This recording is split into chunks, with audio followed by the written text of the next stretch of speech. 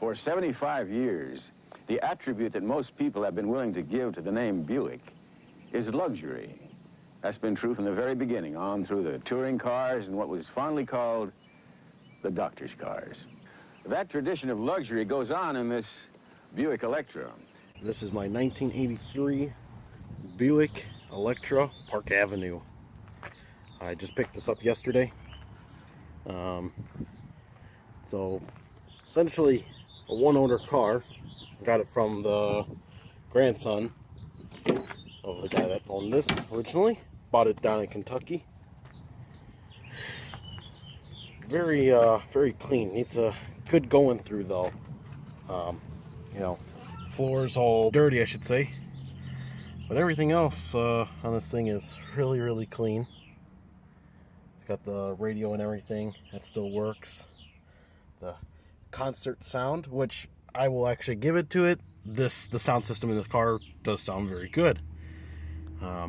Came with all of the paperwork that literally from every single thing that was done to this was in the glove box.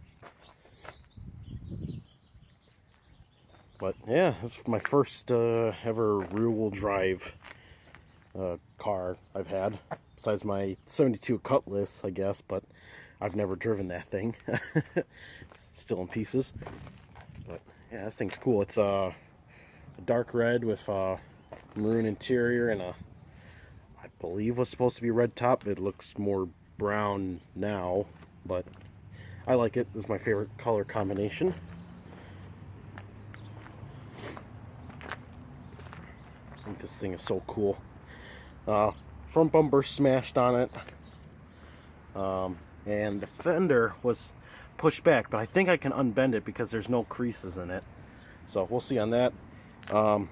Trim is missing on this fender. I'll have to see if I can find one of those, or the guy says that he has the trim somewhere, but who knows if I'll ever see that again. Everything else besides that is good on this car. Barely any rust. This is just like surface stuff from it, you know, sitting for so long. There's the badges there. I love the hood ornament on this car. Just how big it is. That's so cool. And also these little things here, these little indicators. It shows when your turn signal, when you have your parking lights on, and when you have your headlights on, or your brights on, I should say. So that's really cool. It's got the steel wheels with the white wall tires, which are in really bad shape. There's like tri-rock cracks all around it. There, let's see here. I'll go to the trunk and I'll open that up real quick. Also came with the original dealership tag for the keys, which was really cool.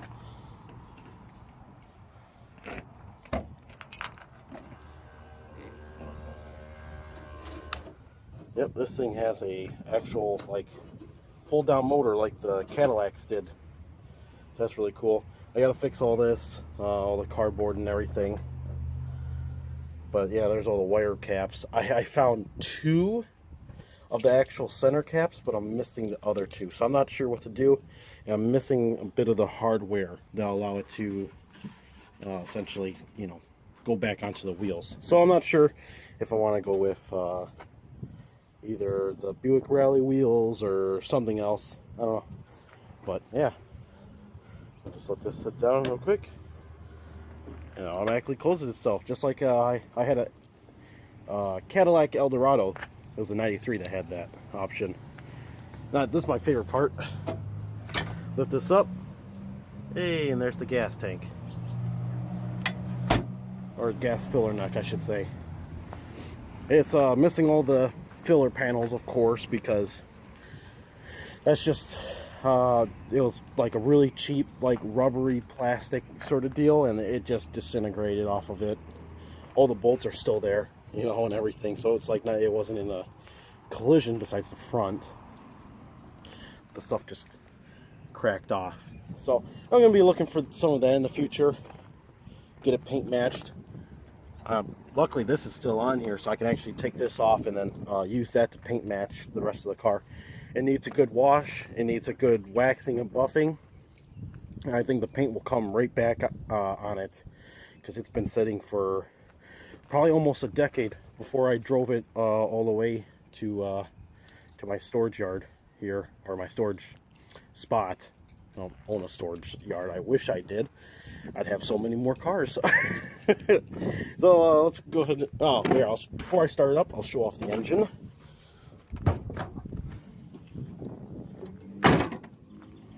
Yeah, fix that window. Both window motors for driver's side and passenger side don't work, and then the rear two don't work either. But I think that might be because of the switch or something. I'll have to look into that. Already did one modification, or I guess not modification, maintenance. I had to put a new air filter because the old one was just so bad. But yeah, you know, everything is clean. This is a Olds 307 V8, so yeah, a Buick with a Olds motor, which is neat. It's got all the emissions crap and everything on there. I'll have to find something for this because there's a ton of holes in it, and yeah, that ram air ain't working. That's for sure. Still got the charcoal canister. It's got the what's that? The air pump here, and then there's stuff for the AC, and this huge box is just for all AC stuff, which I'm not a big person on AC, and I highly doubt I'm going to be able to get it run again because everything's just coming out of the defroster vents. But it's not like I'm going to, you know, if I'm going to drive this thing, I'm going to have the windows down on it, you know. So, yeah, I don't know too much about the 307s. If anyone can enlighten me on that, give me some information on there, on these engines, that'd be great. I'd like to get rid of the emission stuff, but I don't know how it affect a, I guess, later year 307.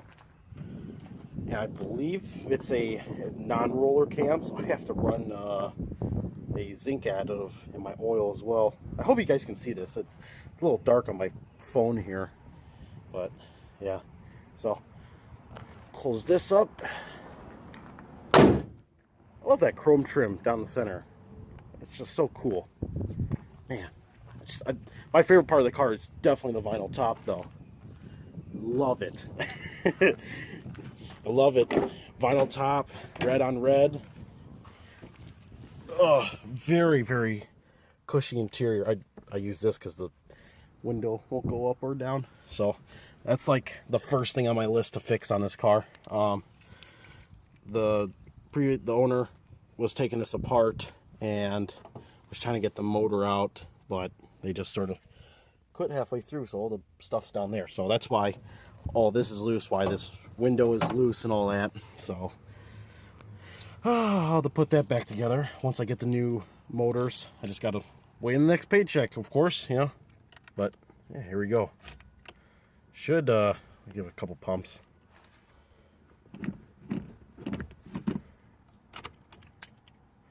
Still, the lights still work.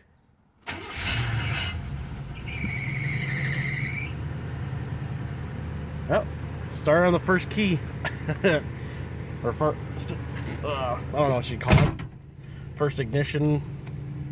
First crank. There you go. That's what I was trying to think of. No tachometer. Just a speedometer with the 55 in red because, you know, laws during that time, the gas crisis, you know, the speed limits for the highways were only 55 miles per hour. And it's not like this car could go that much faster than that.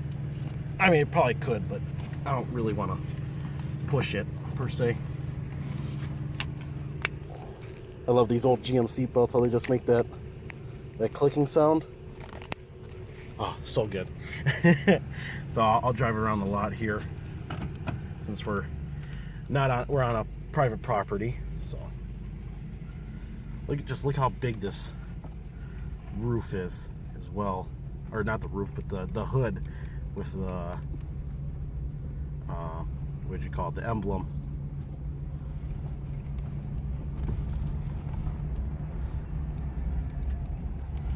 This thing's so cool. It drives really, really nicely too. A little bouncy. Probably could use some newer struts because I'm pretty sure they're the originals, but they're not bad. You know, it's nothing I have to replace right now. Not like my Tornado where they're just completely and utterly blown.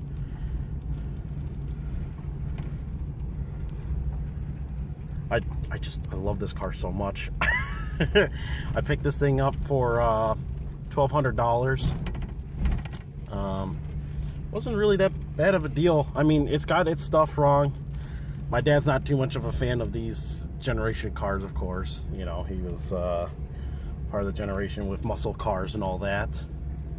But I love my Malaise era cars. That's what you call them. That Malaise era was from 72 to I believe 1995, where cars just sort of, they weren't muscle cars anymore, and performance wasn't really the standard for cars anymore. It was more about luxury, and well, got a lot of cheap cars out of that too, just because of how much money everyone was trying to save. I love this. The thin steering wheel, it's easy to turn with. The power steering and everything works in this thing. You can go back and forth with it. Turn this land yacht. It's got a little bit up and go, you know. Once I get this thing all squared away, you know, get it all nice and running here, I'll do a little driving video on it just to show everyone. So yeah, there we go. Yeah, not that hard to drive, surprisingly enough. You know, you think a car of this magnitude would be incredibly hard to drive, but it's really not. Parking it is another story though.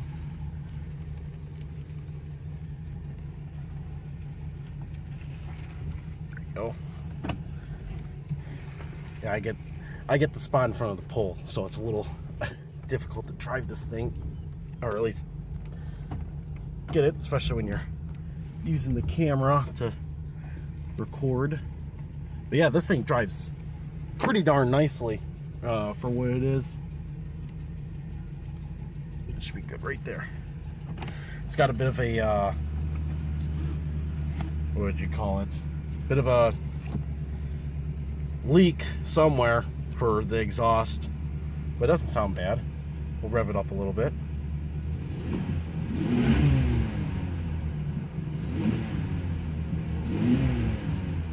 Not a bad sounding engine, you know, not that bad at all. But yeah, I believe all of the lights work on this, so go ahead and do that. Fortunately, I can't get this is gonna be a bad zoom, but I can't seem to get those little things to turn on. I don't know, weird. I'm not sure if the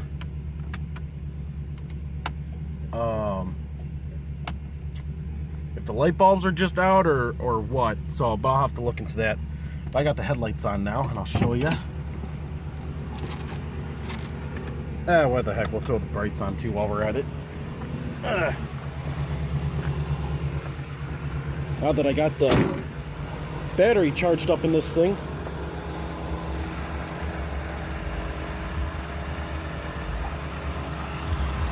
both parking lights work, or at least one of the light bulbs are on this side. Side marker lights work.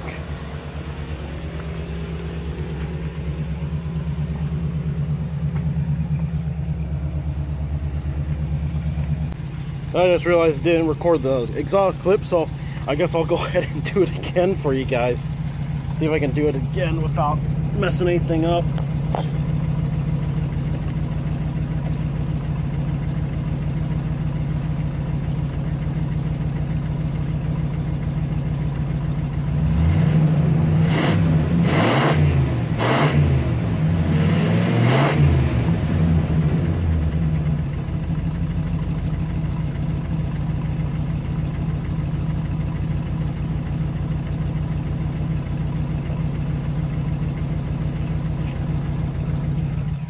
Not bad sounding at all.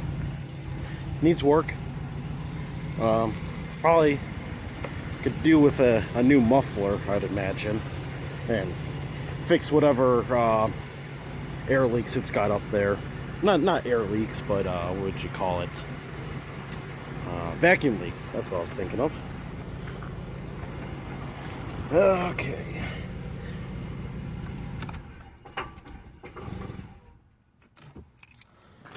So there we go. Yeah, I gotta figure out why it diesels like that. Sometimes it's so bad where the engine will actually keep running even with the key out of the ignition and everything. Turn off the lights, don't kill the battery. One more, right? Or no, did I get it?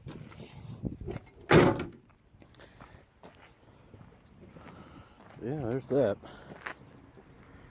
So yeah, that's my 1983 Buick Park Avenue. I hope you guys